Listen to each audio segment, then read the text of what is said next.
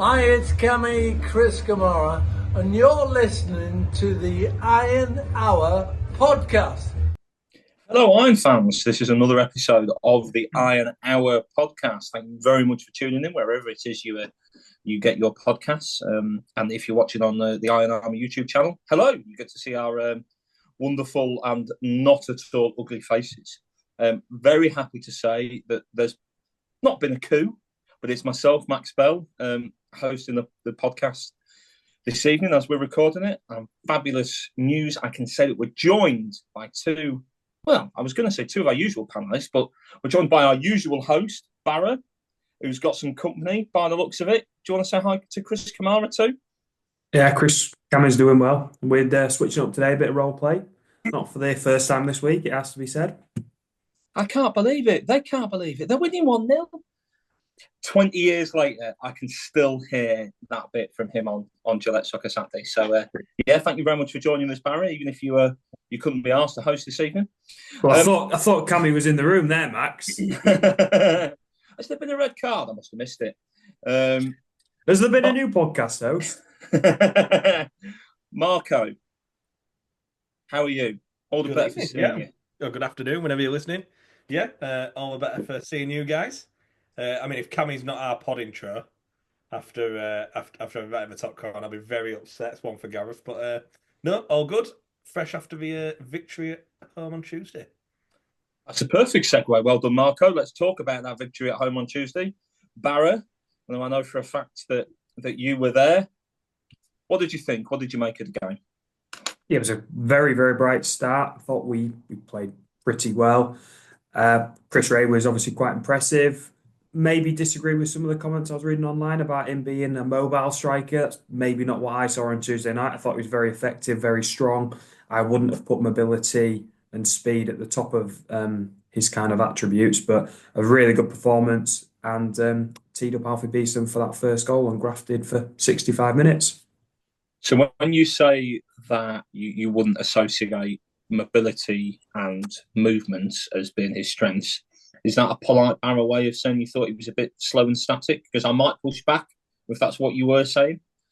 I don't know if I go that far. I just seen somebody suggest he might be our most mobile player and our most mobile striker. And of the striker options we've got, I would have thought it'd probably only be above Beck in terms of kind of like mobility. So I just seen that and maybe didn't quite agree with that one. But certainly no negative comments from me. I thought he played very well. He definitely gives us something different that no striker gives us in this current lineup. So yeah, there's that. Marco, Barra mentioned there the impact of Alfie Beeston, who scored twice and was given both the sponsors and also the Iron Bar supporters man of the match. Do you think the man of the match shout for Alfie was deserved? Yeah, rightly so. Looks like me and possibly a few of us will be eating our hat if he continues to play like that, because how wrong was I thinking he couldn't fit in the system? That first half the other day was fantastic. I mean, over the game, you'd argue we could have had 3 or 4. If I'm being really pedantic and picky, he has been guilty of missing a few gilt-edged chances. But look, he's scoring the ones that look more difficult to score than the ones he's missing. So, no, really, really impressive night from Beeston on Tuesday. And like Barra says, he's just one of the many who played really well. I mean, bar in the first 20 minutes or so, Cluner was outstanding. So, yeah, really good to see. First half, a genuine, really, really top performance at Glanford Park. One we haven't seen for... That first half, he just felt really comfortable and he didn't really want the half-time whistle to go. Obviously, I think they felt it was job done, so they sort of maybe took the foot off the gas second half. But no, really good night, under the lights, as we say. So, yeah, really good to see. And obviously, Marco's talked there about the system and Beeston fitting into it, Barra. Has he been a right winger all along in a flat midfield 4? Is that what you're seeing? Well, I'll tell you what, that was great bit of management actually from Butler there to put Beeston out on the right and Roberts on the left. Now, traditionally, as we know, Roberts has been playing on the right because that allows him to chop back in and get that shot off. Now, as soon as I realised Beeston was playing on the right and Roberts out on the left, the first thing you think of is fantastic. We're going to be playing 4-4-2 and we're going to be getting balls into the box. And I don't know that that actually happened and manifested, but that certainly seemed to be the plan. But by doing that, of course, then it draws players out, which freed up space in the middle, which is how we got both of our 2 goals. So listen, you have plans to go out wide and it creates space in the middle. So I'm a big fan of that, yeah. And Marco, what did you think about the system? Obviously, 4-4-2. Particularly as a flat midfield four, and it was pretty flat, to be honest. But even Clunan was higher than he might otherwise be if we were playing 4-3-3. It's a system we've not really seen a lot of this season, and most of the other times have been perhaps in late on in games where we've been really trying to throw the kitchen sink at teams when we need a goal. What did you make of the 4-4-2? Did it work? Did you like it? Yeah, look, like you said, it's not something we've become accustomed to seeing at Scunthorpe, but not only that, it's in England now. It's sort of a dying formation, let's be honest. Brexit's back. Is that what you're saying? Yeah, well, possibly. Let's get a gif of Sean Dyche or something. It's a tough one. It is a tough one. Like Barra said, with Roberts obviously switching wings, I think Darlington, obviously pre-game, would have done a lot of work on him and realised that he's our main source of goals, assists. It's easy to double up. You've seen it in a few games, and that does happen. So having players like Beest and obviously Clunan playing a bit further forward and 2 big strikers to worry about, I think gave Beeston that time, gave you Clunan players like that time. So yeah, I think back to echo what Barra said, really good management from Butler. So credit where it's due, because obviously I know he took a lot of flack earlier in the season. I mean, from ourselves included, we was all frustrated. But yeah, choosing that, I think he got it spot on. Regarding the system, I don't know if I like Beck and Wreh as a 2. Well, what other choice have we got if White's injured? No, we don't have a choice at the moment. I don't know if I'd have liked to have seen still Beeston on the right and Roberts on the left, but one through the middle and maybe that extra man in the middle. Look, Beck was okay again. I think he was okay. I think Wreh does look promising. Obviously, Barra's pulling faces. Go on, Barra, jump in. I thought Beck had a really good game. I thought it was very effective. But for us to say Beck's had a good game now, the bar's not very high. Let's be honest. Wreh, I think, does look a bit of a player. I think he could potentially go on to be really good, but it's clear to see he's not at match fitness yet. I know Barry mentioned about obviously mobility and pace. He's a player who's not played for some time, so for him to be on the pitch for that amount of time and get some minutes under his belt was positive. And I liked what I saw. Did they accompany each other? I don't think we did as such. But as you said, we haven't got many options at the moment, and without being harsh, it'll do. Does that make sense? It's what we've got, and we need to make it work. Having those players in and around them, we've been screaming that Beck needs someone alongside him for weeks. So look, hopefully a fit Wreh will bring out the best in Beck. So look, I've got every faith. And obviously, I know we're going to mention it later, but I am very happy that Whitehall's only 2 weeks, and this experiment won't last too long, hopefully. I like how you say you've got every faith. I'll take whatever it needs to get us promoted. Christianity, Islam, Judaism, whatever God I've got to pray to. If it comes to which way is east? I've got my prayer bear. I believe east is towards the mort stand if needed. So obviously there, Marco sort of touched on it a little bit. Barra, Beck. I think when he's particularly struggled, it's been when he's playing up front on his own. Yeah. I think of Steve Torpey, for example, big traditional static target man, played up front on his own in his life.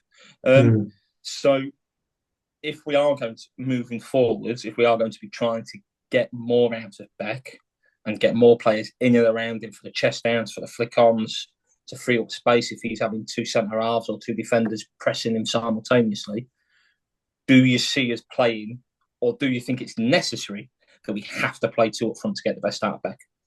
Yes, we absolutely need to play 2 up top if Beck's involved. Now, that doesn't mean Beck shouldn't be involved. I think he should. I didn't go to the Oxford City game, but the Scarborough game and certainly the one on Tuesday night against Darlington are 2 of the best performances I've seen from Beck in an iron shirt. And I know the Darlington fans were really worried and apprehensive about Beck before the game because obviously they'd seen him before. I think he operates much better as part of the 2, and I think we saw that on Tuesday night. With both of those players, Wreh and with Beck, there will be times this season, right? We are doing our best to make the best out of Whitehall's injury. There will be times when it doesn't come off, and I think fans need to be pragmatic about that and need to understand that there will be the odd game where it looks absolutely honking with those two up top. But there'll be games like on Tuesday night where it just works and looks really good. And I think we have to cut them a little bit of slack and say that we have to expect that at some point playing that system. And look, we'll probably get away with it for a couple of games before other teams start to figure out that this is how we're making by with that too. So hopefully that'll time just perfectly for Whitehall's potential return. I was at Oxford City, and I do think that whilst Bucklet is clearly not a traditional fan per se of 4-4-2, because we barely, if ever, played it, I think he's viewed it as a necessary evil after the performance at Oxford, where we clearly missed Whitehall, where whilst particularly in the second half we did have a lot of territory, Walker has really only had to make one proper save, and even then I'd have been surprised if he hadn't have saved it, quite frankly. So I think that's the idea when you know that your main man is struggling. Well, look, let's try and buy more tickets to the attacking raffle. And actually, especially in the first half, I thought Darlington were quite open. I thought they got the ball down well, and certainly trying to move it. You could see why and how their top scorer only had 7 this season. And I just thought they were a little bit of a killer pass away from being really, really threatening against us in the final third. So look, it's horses for courses. I thought it worked well against Darlington, and we'll see what we do against Buxton, where that brings us on very nicely to the pitch update, which I believe you're going to lead on, Barra. Yeah, so there were some reports on Twitter, some unofficial reports on Twitter earlier that the council had done some work at the Attis Arena on day of recording. That's Thursday, the 27th of February. So we reached out to the club just to confirm that this was true and kind of get a bit more detail on what has happened. And the reply I had back was the pitch was rolled and overseeded. Hopefully should be better within the next 10 days and should start to look better within the next 10 days and should get us through to the end of the season. So I guess the comment there, overseeded, I don't know, I want to speak to you guys. I presume that means they've seeded on top of everything rather than overseeded, as in they've done too much. I presume they're saying they've laid the seed on top of. It's just going to be long patches on the wing now. We've gone from desert to jungle. It's like Max's cereal bowl, isn't it? Just poured on top. No, I presume it means they've laid the seed on top of the topsoil.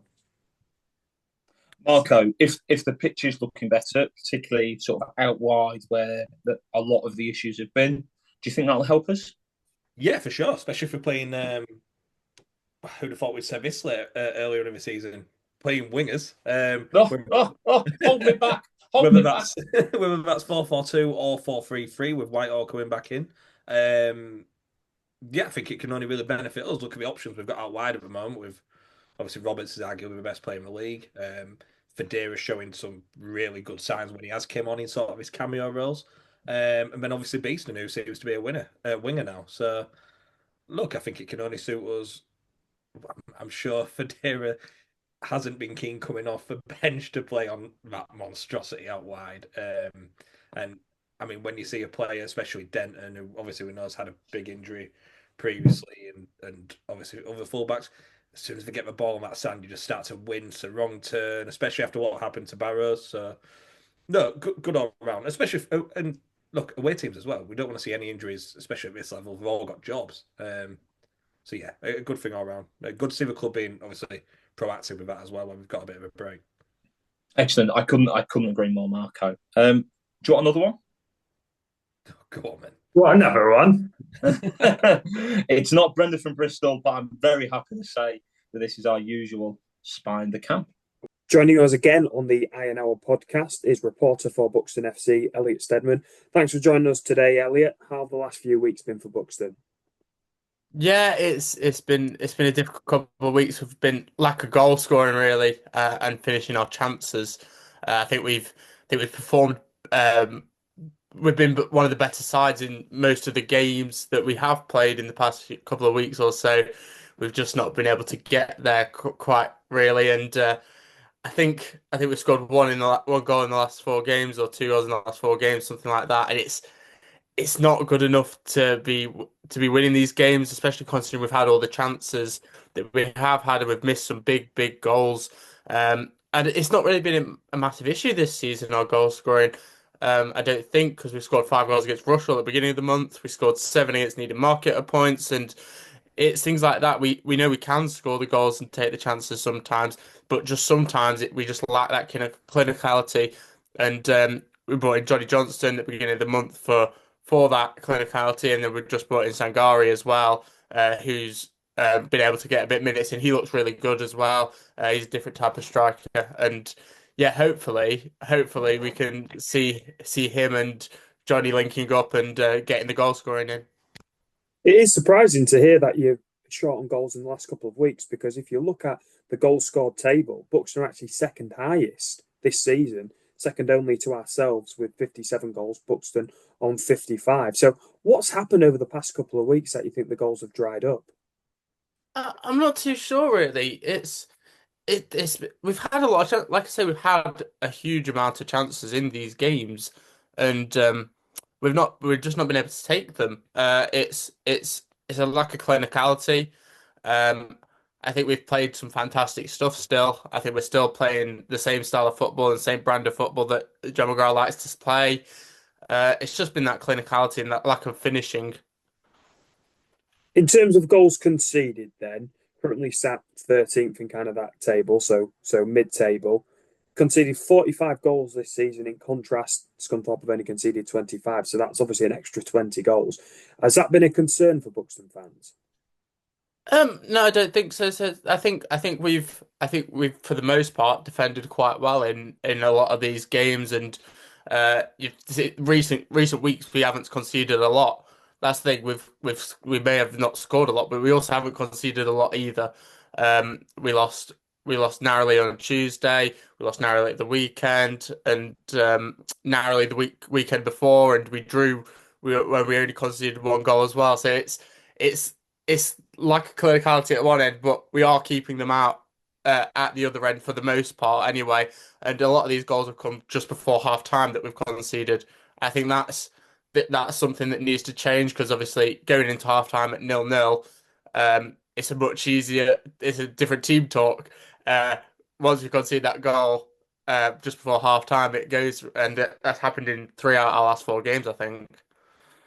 The thing that surprised me from Tuesday night's game was the absence of Tom Elliott. He's got 9 goals so far this season and 8 assists, your top goal scorer. As I say, there was an unused substitute on Tuesday night. What's the story there? I think it's just rotation. We've been playing Saturday, Tuesdays for almost, I think it's 6 or 7 weeks now. So it's rotation. We can't be playing similar the same players every week, because otherwise they'll get burnt out. I think that's why we brought in some of the players and brought back some of the players that we have done from another loan spells, and yeah, just rotation really, I think. When we played you early on in the season, a big observation from a lot of Scunthorpe fans was the amount of young loan signings that Buxton had at their disposal, and just kind of looking at that. True Grant would be an example of that. I think he's played every game for you this season, more or less, barring a few. How's he been? Yeah, he's a fantastic young goalkeeper. Um, I think he's only learning. I think his confidence is was shocking in the Chorley game when he made a bit of a mistake. But I think apart from that game, I think he's been fantastic, and I think he got straight back up in the next game, and he was one of our better players. I think that was the Russell game. We lost 3-0 to Chorley, and then I thought in the game after that, after he made that mistake in that game, I thought he was fantastic, and he bounces back from that, and he's had a terrific season with us so far. So yeah, it's absolutely fantastic to see a young loanee from Manchester City, and as well as our other young loan players that we have as well.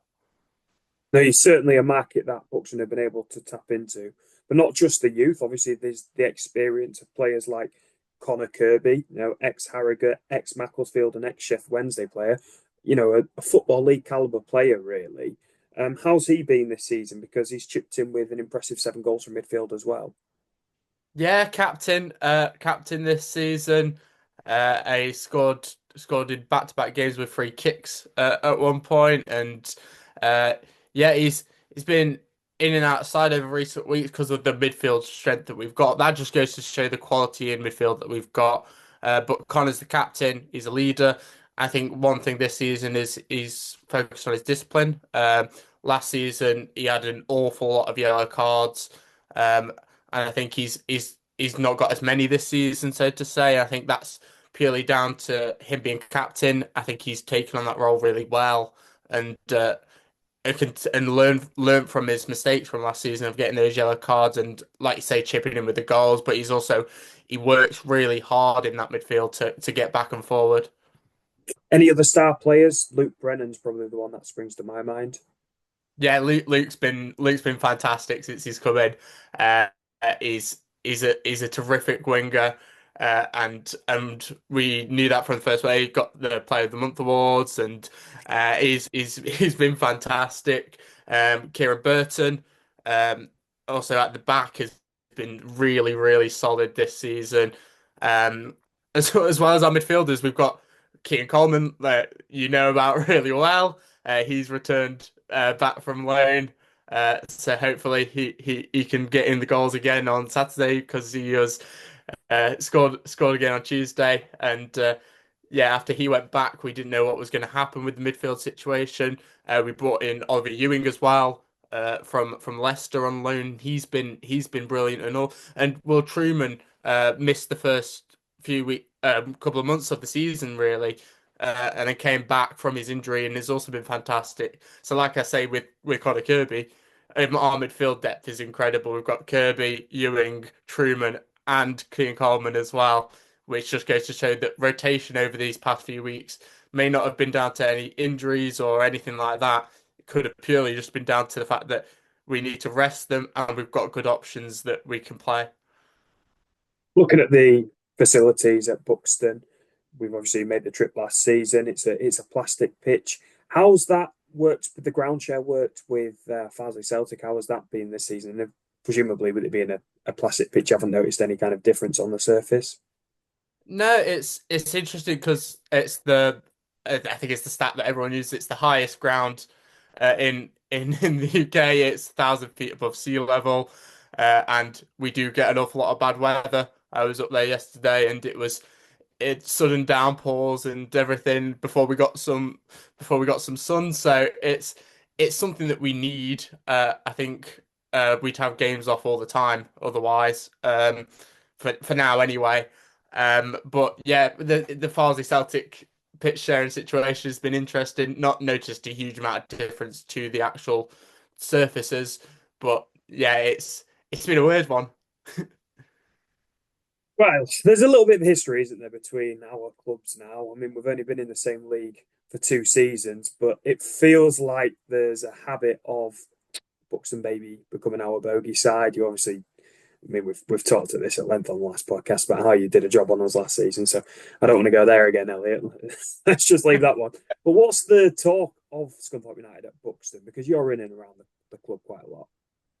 Yeah, it's one of those that we do think. Obviously, we've had some good results in the past 2 seasons, and it's one of those that we know you're a tough side to play against. And obviously, you wouldn't be up in and around those spots if you weren't a tough side and you weren't a big side.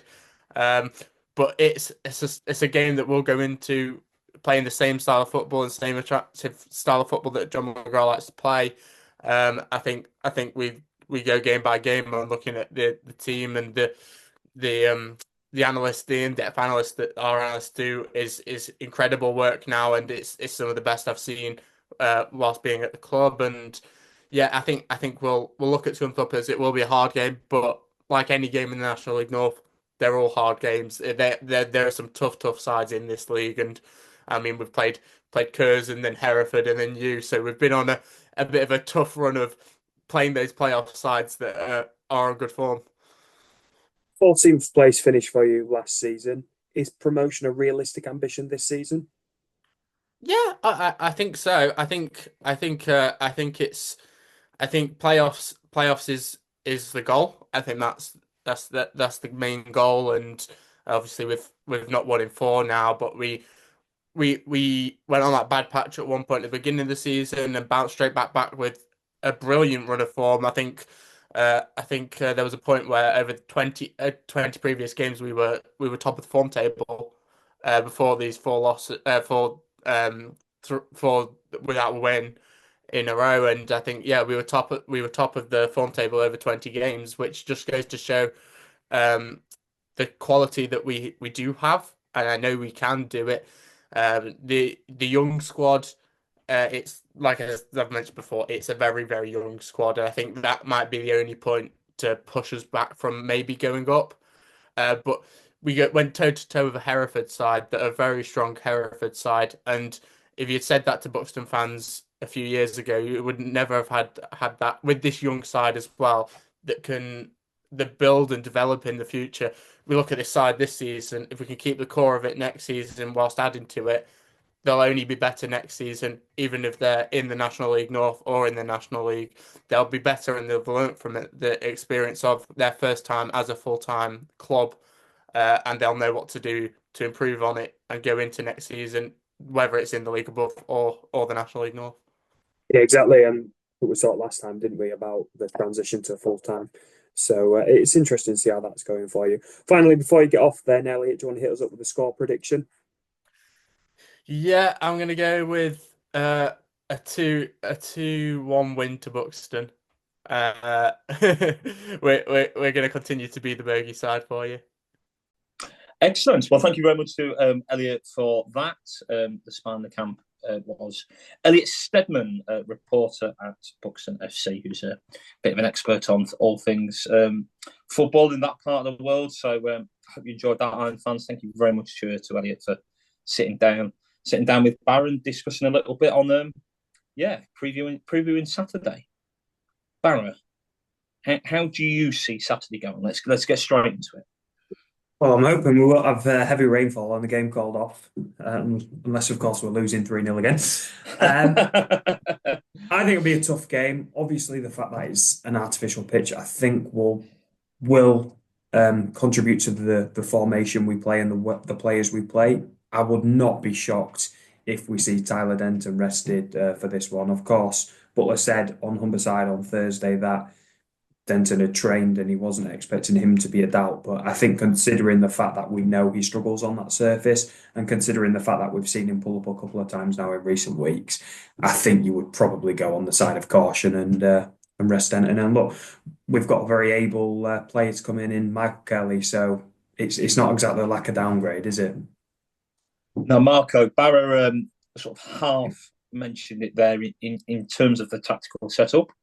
It was a bit of a surprise when we rolled out with 4-4-2 against Darlington. Do you see Butler sticking with that? Or because of the surface, because of the fact they're away from home, because Buxton traditionally play a bit of a different style of football to Darlington, do you see him switching up the formation? Yeah, I can see him putting that extra man in midfield. I think a lot of it probably depends on Ray's fitness and whether Butler thinks he could do that job up front on his own. Look, I don't know if he's done that previously at Tamworth or if he's always had someone alongside him. I do think, like I say, I do think he'll drop that extra man in there. Look, Buxton's one of them. They've always seemed to have our number.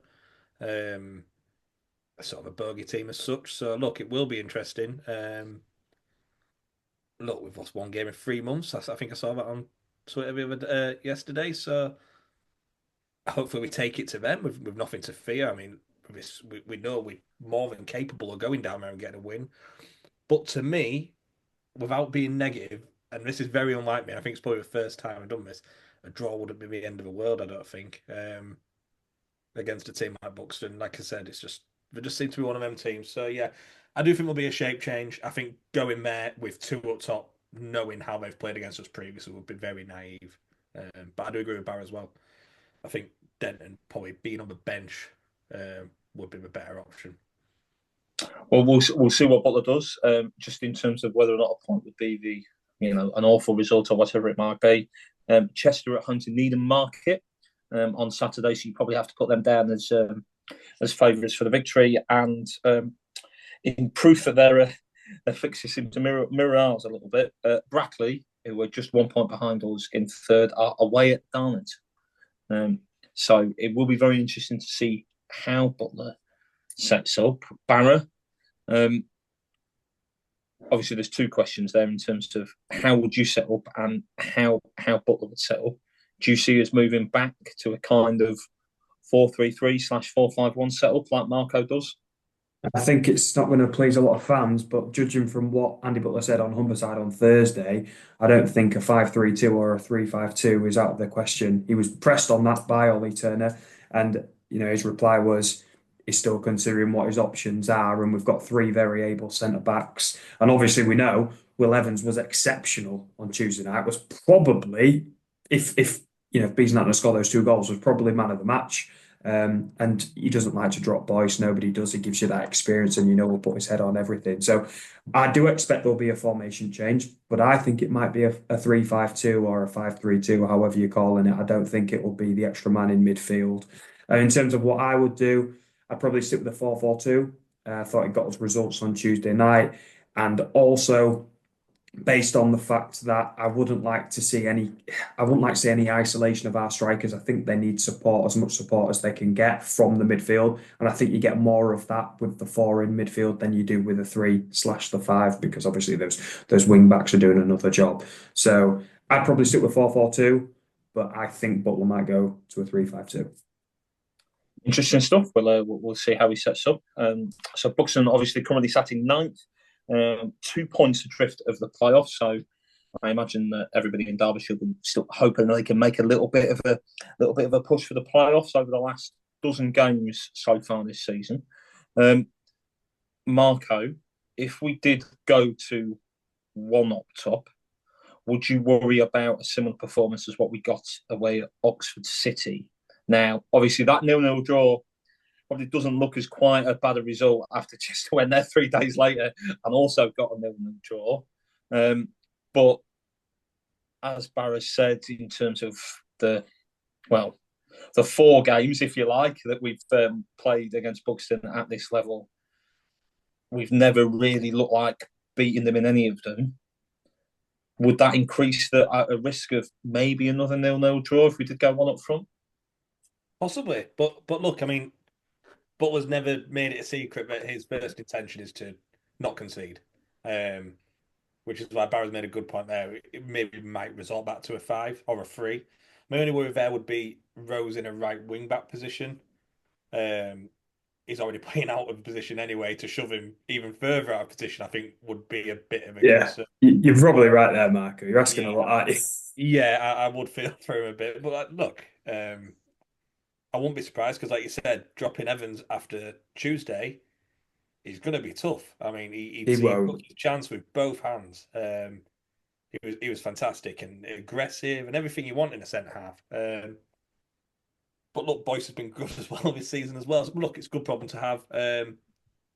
Regarding a one up front being isolated, I think now more than ever is getting your players like Beeston and Roberts around whoever that one is, and I think your chances will come.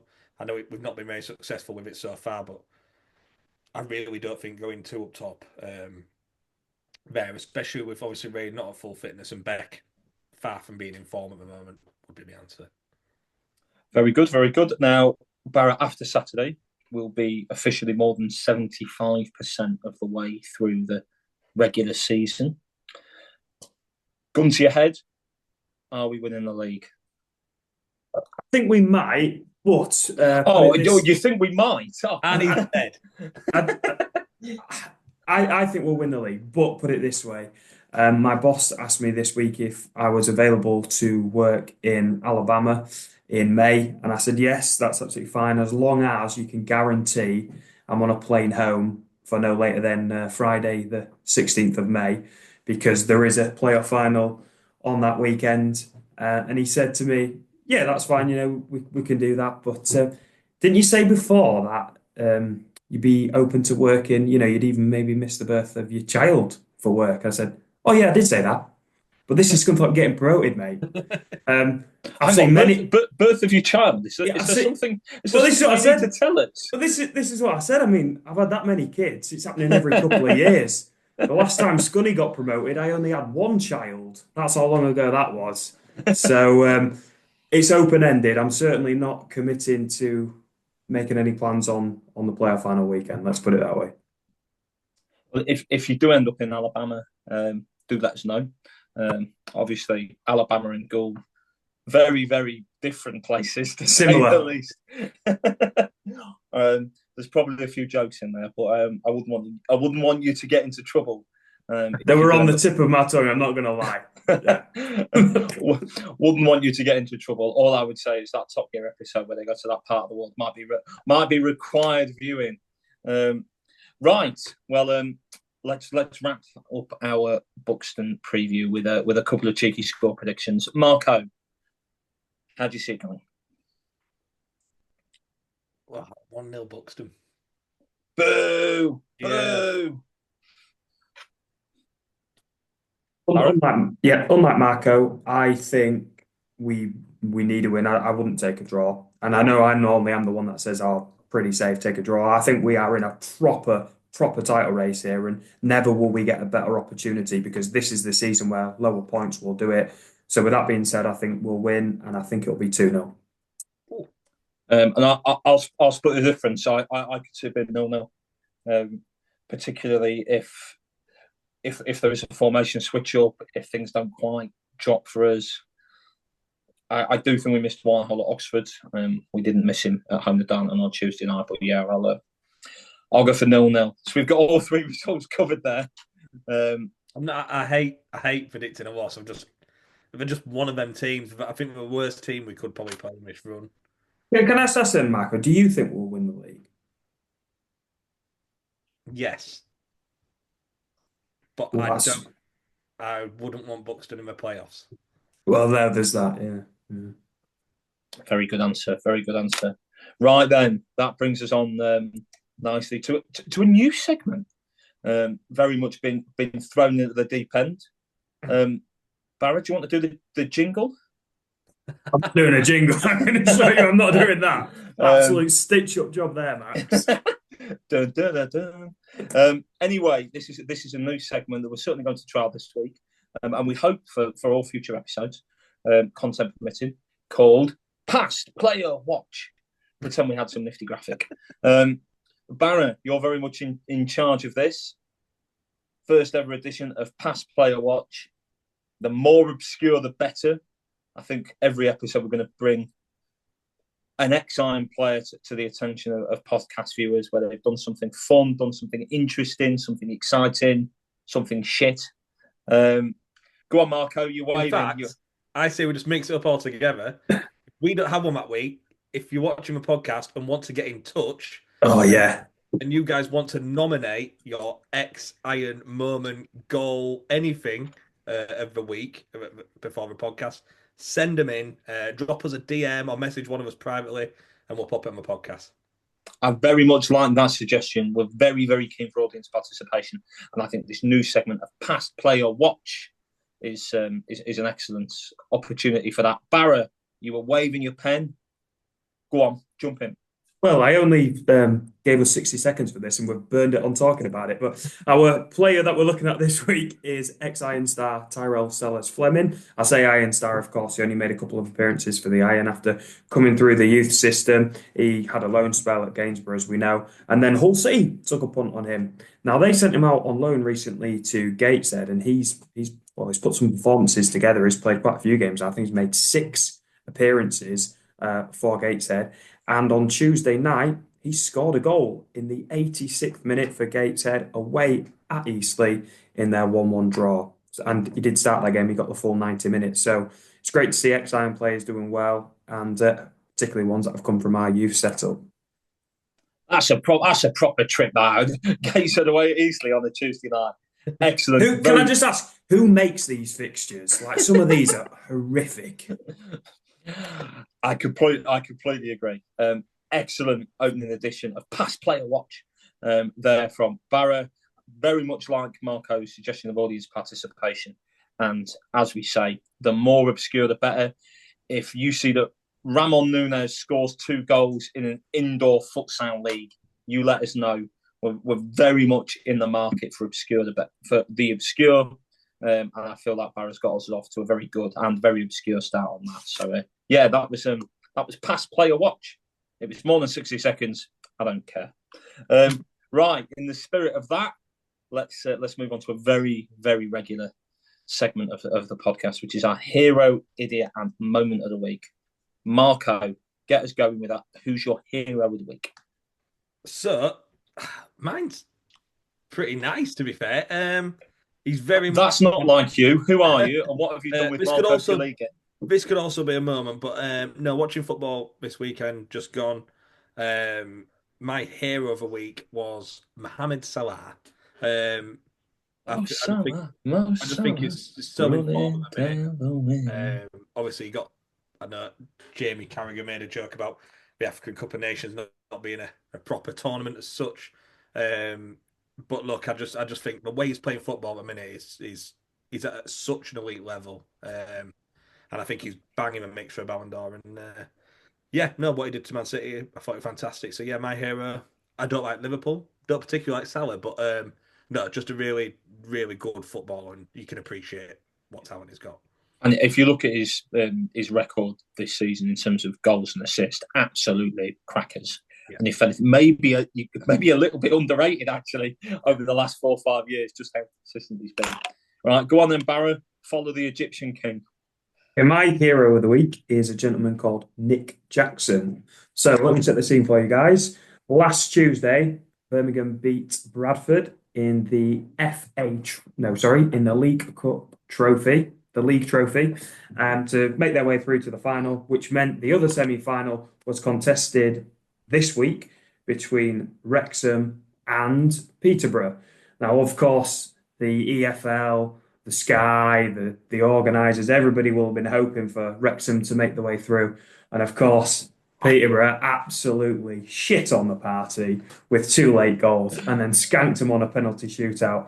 And Nick Jackson put a very, very funny tweet up, and it said on the left-hand side what Sky wanted and on the right-hand side what they got. And it was a picture of Ryan Reynolds all ripped to pieces. And on the right was big fat Barry Fry with his belly out on holiday. Absolutely sensational stuff. I mean, Bazza Fry's a total legend, a complete football icon. I believe once remortgaged his house, didn't tell his wife to try and keep Barnet afloat. However, I am going to say that I do feel that picking on Wrexham's a bit of an easy target. It's not their fault that they basically won the footballing lottery. And actually, their fans, they saved their club from going under. I think they were in the National League for 15 years. So I don't begrudge them a bit of success, and it's not their fault that Disney and Sky and everybody else are shoving that down our throat. So Marco, I've got some good news for you. It's 1-0 to you. Well done, son. Very good. Stay humble. That brings us nicely on to our idiot of the week. Go on, Marco. Serve it up. Mine's an idiot who I think he definitely must have been my idiot in previous podcasts. I don't know if he was at us while we were doing a podcast. I don't know, actually. He's maybe just left. But mine is someone we're all aware of, and I'm sure he'll come up on our past players of the week, but definitely not for goals. It's Joe Nuttall. I think I know what you're on about here. If you'd have seen one thing he could do, to be fair to him, was take a good penalty at us. He was very consistent with penalties. The start of that season, we seemed to get quite a lot in a small period of time, and he was pretty reliable in all fairness. But yeah, he tried one of these stutter run-ups against Newcastle in the is it Papa John's Mickey Mouse? I don't know. National League Cup, I want to say. Is that what they call it now? Not having it. But yeah, he tried. As soon as I put Premier League teams in it, the novelty went for me. But yeah, tried to just throw one up, completely stopped, and fluffed it. It didn't even save a penalty, and it got turned around into a free kick for Newcastle. But I mean, it got so much coverage because it wasn't just Newcastle's academy team that was tweeting it or on Facebook. It was actually Newcastle's first team account. So a lot of people got to know about Joe Nuttall and his penalty taking abilities. But yeah, just a really bad moment. Even I felt for him. But yeah, that's my idiot of the week. That's a very strong shout. And actually, that's a rule I want to see more referees enforce. I know Nuttall's was a particularly egregious example of it, but you are not supposed to stop in the run-up. Now, you are supposed to keep moving, however slowly. But I think some players do get away with it when they don't stop for quite as long as Nuttall. So, yeah, pleased to see that at least some referee drew the line somewhere. Barra, follow Joe Nuttall. Well, mine's a little bit closer to home, and it certainly is someone that a lot of Iron fans will know. And I hate to dig out fellow Scunny fans, but I'm going to do it anyway. My idiot of the week this week is none other than Aidan Wilkinson for his absolute head loss on Saturday night on Twitter following a draw away from home. The original tweet read, "Awful result, title gone."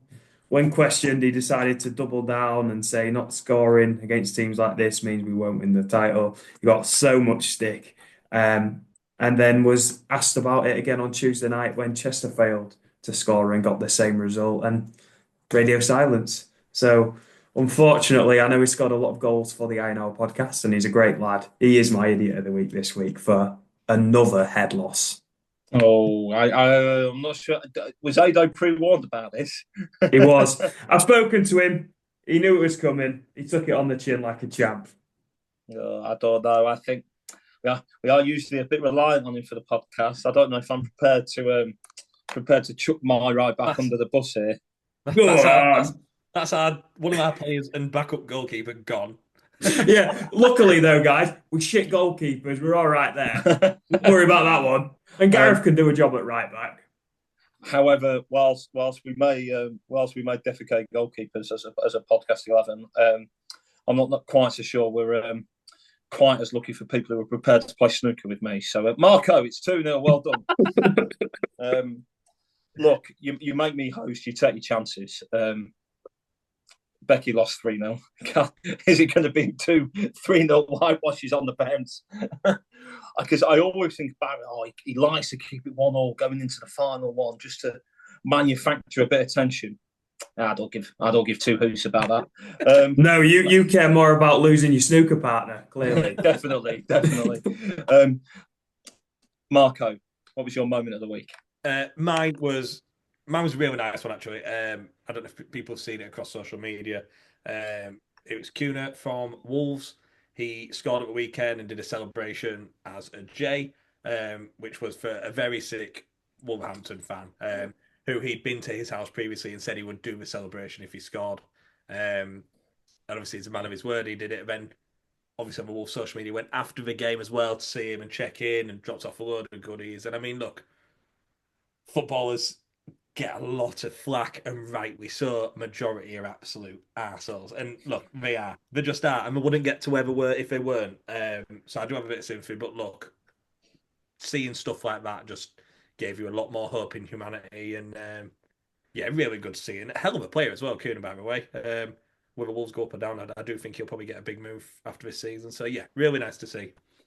So Marco starting strongly there with, let's face it, tugging at our heartstrings. He did, however, make it more difficult for himself by saying that the majority of football players were, and I quote, arseholes. Yeah, I will die. I will die in that hill. I will die. No, because at the elite level, look, Ronaldo to me is my favourite player of all time. After Zola, not even an Italian, not after Zola. Do I think he's the best of all time? Yes, not my favourite. But look, to get to that level and Premier League level and up there in the gods of play, you have to have a lot of arsehole about you. And I stand by that. I don't think we'd get to the level if we didn't. We've got to be very selfish. So Barra's rolling his eyes here already. So I'd just like to say two. No, I'm not. I'm not rolling anything, mate. Firstly, I don't care. Secondly, I don't think I'll be hosting it again anytime soon. What was I rolling? I was reading something. Yeah, I'm sure. Barra, what was your moment of the week? Okay, my moment of the week was something that happened a couple of weeks ago, but I was reminded about it this week. And I did ask somebody to mention it on the podcast in that week, but it wasn't. That's fine. We'll go with it this week. So my moment of the week... it's not like you to forget anything. Let's make that clear. No, that never happens. So my moment of the week was an Iron fan called Gary Rawlins, I believe his name was, coming up to me at the Scarborough game and showing me a newspaper cutout which I took a picture of. And this newspaper got out. Yeah, it's a good one, isn't it? We think it's from the year, I think it was 2000, 2001, something like that. And it's an article about a behind closed doors, which we all love one of them, don't we? Behind closed doors game we played against Sheffield Wednesday and we beat them 3-0. And the goal scorers for us that day were two trialists. So Steve Halliday, former Hartlepool man, chipped in with 2 goals. And I've been laughing about this for 2 weeks solid. The other player who scored for us that day was a Dutchman whose parents clearly had an incredible sense of humour because he was named Robin Cunt. Now, So with a K. Robin with a K.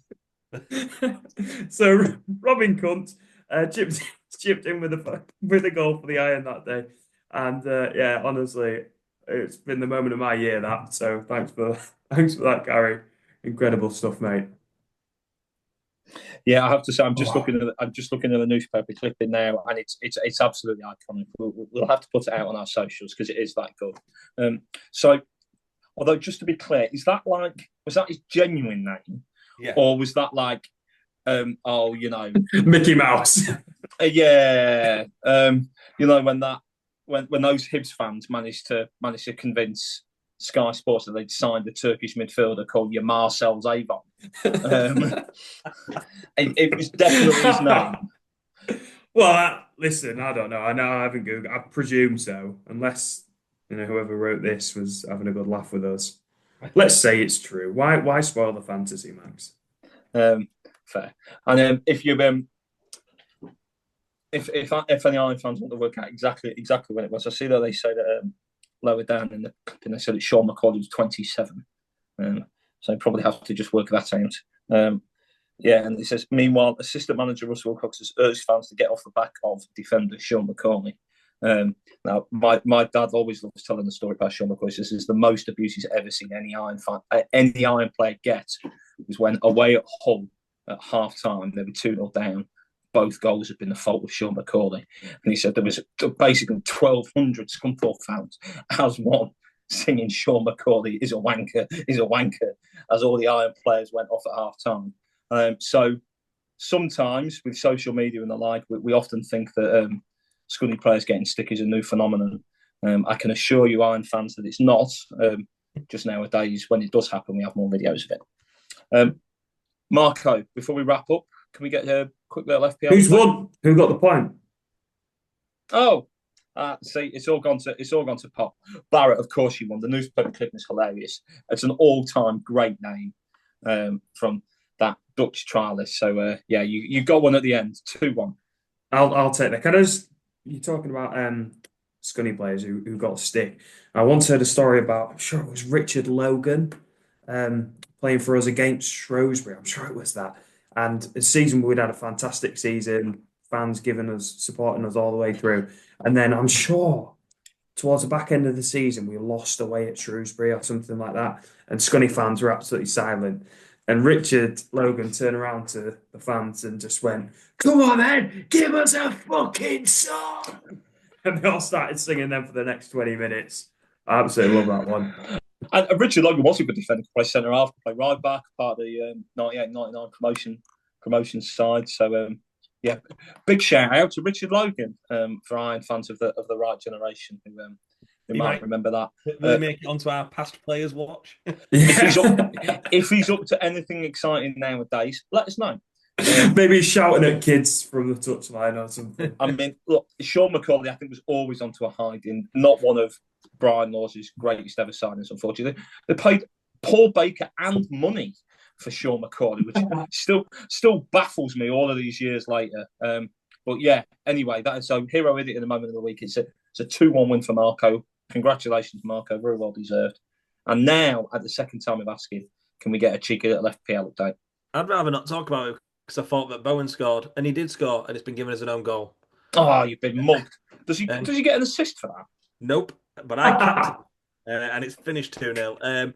The game week is ongoing, so there'll be more of an update next week. But to sum it up, the guys on the Hour and Hour podcast are doing absolutely terrible. But fair play to everyone else. The standard of the league this year is really good. So next week there will be a full update when the fixtures are fully finished. So yeah. Excellent. Sounds good to me. And yeah, that's it from us at the Iron Hour podcast. Thank you everybody for watching. Thank you to everybody for listening. And here's hoping for a scunny win away at Buxton on Saturday. Up the Iron. Up the Iron indeed. And can I say a big thank you to our sponsors, Best Blanks Wholesale, who provided this fantastic t-shirt and many other things. So again, if you are interested, please harass Gareth.